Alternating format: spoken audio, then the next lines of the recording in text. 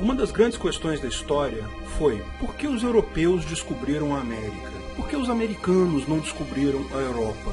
Todos sabemos que haviam culturas bastante desenvolvidas na América quando os europeus chegaram aqui. Os astecas tinham um império territorialmente mais ou menos do mesmo tamanho que a Espanha. A capital, Tenochtitlan, era uma cidade flutuante belíssima, onde hoje é a cidade do México. Muito mais bonita e bem arrumada que Madrid ou Lisboa da época. Haviam cerca de 4,5 milhões de europeus, capazes, inteligentes e produtivos por volta de 1500. E também havia cerca de 4,5 milhões de nativos americanos na mesma época, igualmente capazes, inteligentes e produtivos. Então, por que não foram os nativos americanos que criaram barcos e descobriram a Europa? E mais que isso, a superioridade foi tanta que os europeus em pouco tempo dominavam todo o território americano. Os índios venderam ou cederam suas terras por migalhas. A ilha de Manhattan, por exemplo, foi comprada pelos holandeses dos nativos americanos de forma voluntária por 60 guilders, algo em torno de R$200. Veja, há 12 mil anos atrás éramos todos caçadores-coletores. O nível de tecnologia de um nativo americano em 10.000 a.C. era basicamente o mesmo de um europeu da mesma época. O que aconteceu de diferente entre 10.000 a.C. e 1500 depois de Cristo que fez tanta diferença para esses povos?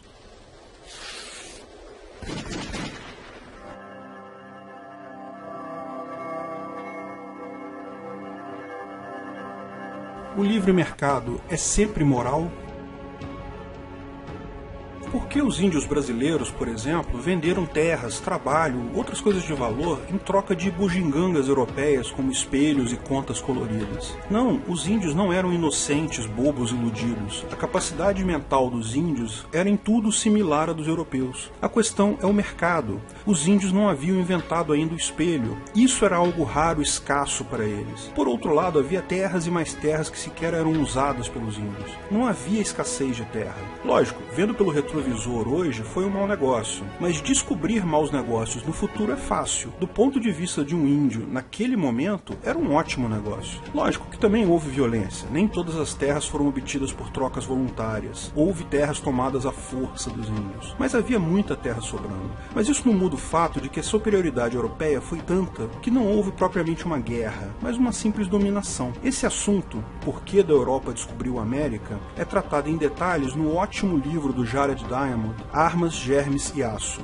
O título do livro dá a ideia da primeira camada de explicação. Os europeus tinham armas de fogo, mosquetões precários em relação às armas que temos hoje, mas muitas vezes superiores ao arco e flecha, que eram o topo da tecnologia nativa americana da época. Os astecas dominavam alguns metais como o ouro, o cobre, mas não haviam ainda desenvolvido a tecnologia para o ferro e para o aço. A construção de grandes navios capazes de travessias oceânicas é praticamente impossível sem o aço. E finalmente, os germes foram responsáveis por dizimar muito mais índios do que os confrontos armados propriamente ditos. Mas essa é só a primeira camada da explicação. Porque podemos fazer novamente a pergunta: por que os europeus desenvolveram armas antes dos nativos americanos? Por que desenvolveram aço antes? E ainda mais intrigante, por que foram os europeus que tinham mais germes do que os americanos? Se os nativos americanos tivessem mais germes, provavelmente teriam matado os poucos europeus que aqui chegaram, e a história seria outra. Os europeus tinham dezenas de doenças que não existiam nas Américas: varíola, tifo, tuberculose. Mas por terem as doenças, tinham também maior grau de imunidade. Existem alguns trabalhos que sugerem que a sífilis foi a única doença que os europeus pegaram dos nativos americanos, e ela efetivamente matou muita gente na Europa nos anos seguintes ao descobrimento. Mas isso é contestado. Há quem diga que ela já existia na Europa e sua propagação maior nesse período foi mera coincidência. O fato é que mesmo que os europeus tivessem chegado aqui nas Américas com um buquê de flores para entregar aos índios, sem qualquer arma, os índios teriam morrido da mesma forma. Por que isso aconteceu? A segunda camada da explicação é que os europeus haviam domesticado gado, galinha, porco, cavalo, burro, camelo, cachorro, gato e outros tantos animais. O convívio com esses animais é que passou as doenças para os europeus. Os nativos americanos, por outro lado, haviam domesticado apenas a lhama, consequentemente, menos doenças. Mas isso não foi porque os nativos americanos não soubessem domesticar domesticar animais. A agricultura americana não perdia em nada para a europeia. A Europa tinha trigo, café, cenoura, nabo, cebola, mas a América tinha batata, tomate, milho, feijão, abóbora, o que demonstra que a inteligência e capacidade de domesticação do nativo americano era similar à do europeu. Todas essas plantas foram domesticadas, não tem mais qualquer semelhança com as plantas selvagens das quais descendem, da mesma forma que não há como comparar cachorros com lobos hoje em dia. A questão é que a domesticação de animais é um processo complexo. Ainda vou fazer um vídeo falando sobre as consequências econômicas das nossas interações com animais. Quando fizer isso, vou deixar o link aqui. No final das contas, o fato é que haviam dezenas de animais domesticáveis na Europa, Ásia e África. Por intercâmbio, os europeus tinham contato com todos eles, mas nas Américas apenas o lhama era domesticável. A gente pode fazer aqui a mesma pergunta de novo. Por que a Europa tinha tantos animais domesticáveis e a América tinha tão poucos? A camada final de explicação do livro não poderia ser mais simples. A quantidade de terra contínua na mesma latitude. O fato é que animais tendem a viver numa faixa estrita de latitude por questões de clima. A Eurásia, o conjunto de terras da Europa com a Ásia, é uma massa de terra contínua, mais ou menos na mesma latitude, o que facilitou a existência de mais animais. A América, por outro lado, é vertical.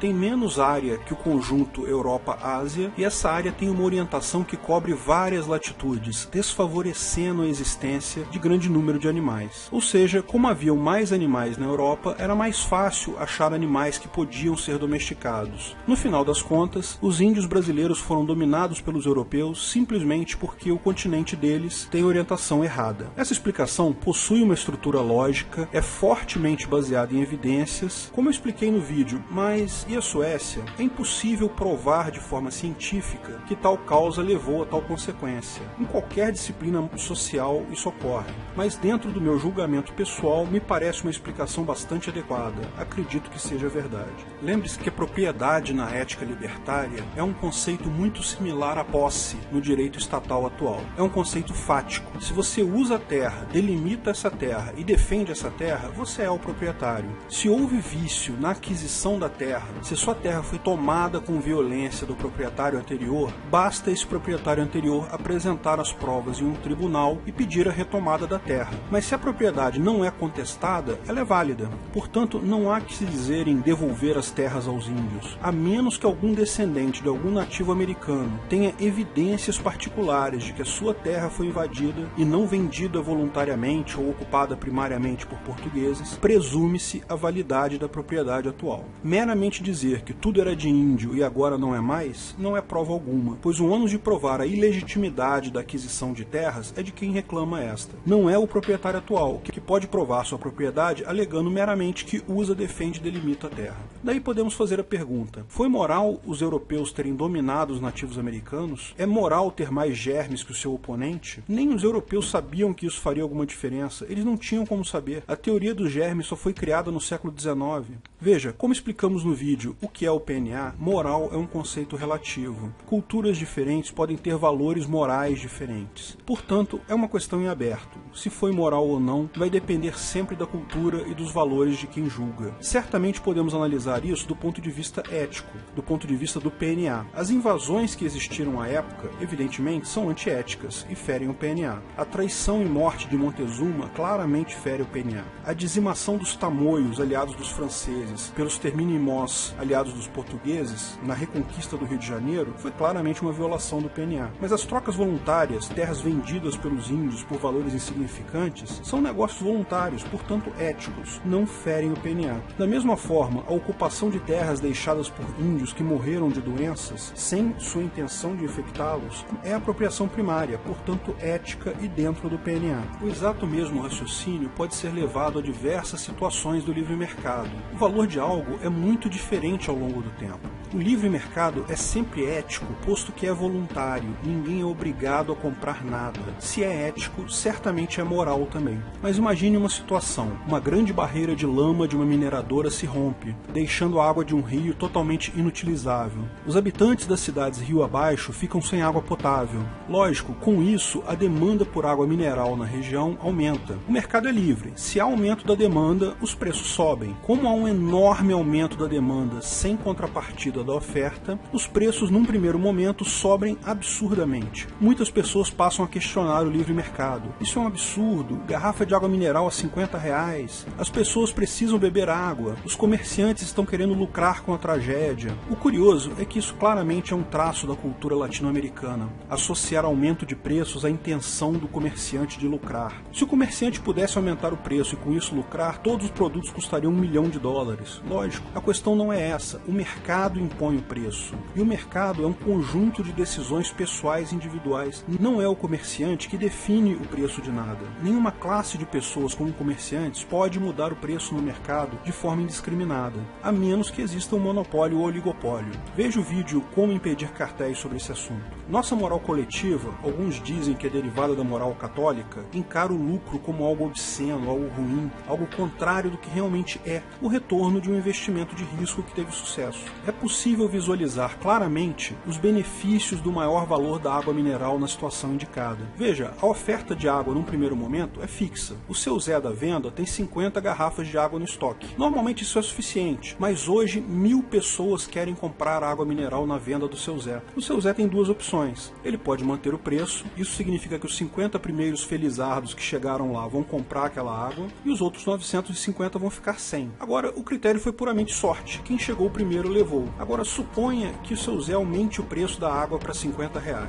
Agora, quem chegou primeiro, mas queria comprar água para, sei lá, dar banho no cachorro, deixar pra lá, não é algo urgente. Melhor dar banho no cachorro com água mais adiante quando o preço baixar. Ao passo que as pessoas que querem muito água, que realmente precisam da água, vão aceitar pagar o preço mais alto, porque realmente veem um valor maior na água do que os R$50 que estão sendo cobrados. Seu Zé otimizou a distribuição de água. Só quem queria muito água comprou. Quem não queria, ou não queria tanto assim, deixou pra lá. E não adianta dizer que quem é rico vai comprar, quem é pobre não vai comprar, porque R$50 todo mundo tem. Seu Zé distribuiu a água de forma mais coerente e ganhou um prêmio por isso, o lucro. Mas não para aí. Se o valor da água ficar baixo, o seu Zé vai fazer até alguma encomenda nova para o distribuidor dele, pedindo mais algumas garrafas de água. Mas o distribuidor vai dar o preço normal. Agora, se o seu Zé está lucrando R$50 em cada garrafa, ele vai pedir 2.000 águas minerais e vai oferecer um sobrepreço para o distribuidor dele, ou seja, vai dar um jeito de receber isso muito mais cedo que o normal. Logo, logo vai haver mais água na vendinha do seu Zé. Lógico, quando a oferta sobe e chega até a demanda, os preços se equilibram de novo. Os mercadinhos vizinhos do seu Zé também têm água agora, também fizeram novos pedidos. Se o seu Zé continuar cobrando R$50, as pessoas que aceitavam pagar aquele valor já compraram água. Ele vai ter que baixar o preço para vender para outras pessoas. Em pouco tempo, o mercado se equilibra novamente no preço original da água. Veja, por qualquer aspecto que se olhe, a melhor solução é sempre aumentar o preço da água, seja quanto for, porque se a demanda cresceu absurdamente, a única resposta ética adequada é subir o preço absurdamente. Ações humanas podem ser morais ou não, podem ser éticas ou não, mas o livre mercado, o conjunto combinado de interações voluntárias, livres de manipulação governamental, é sempre ético e, portanto, sempre moral.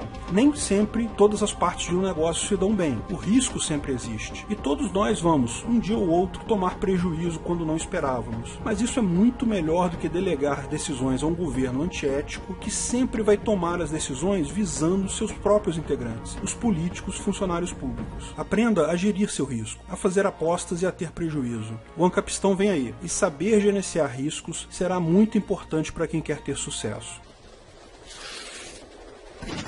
Se você gostou do vídeo, não esqueça de curtir e compartilhar. Agradecemos o apoio de todos os nossos patrocinadores, que aparecem no texto, em especial a nossos patrocinadores VIPs, Olímpio Ferreira, Breno Meneghetti, Ariel Parcianello, Paulo Martins, Felipe Murta, Guilherme Ribeiro, Joaquim Dornelles, Vicente Gino, Daniel Umizedo, Bruno Brinatti, Gabriel Carres, Rodrigo Galberto. Clique no logo do canal para assinar e ser avisado de novos vídeos. Se quer saber mais sobre o assunto, veja um desses vídeos que selecionamos. Um agradecimento especial para a comunidade Ancapsu, que me ajuda a fazer esses vídeos, e para os administradores do canal do YouTube e da página do Facebook, Pedro Baldi e David Coutinho. Se quiser contribuir com o canal, ajudar na divulgação do anarcocapitalismo, veja na descrição de que formas você pode fazer isso.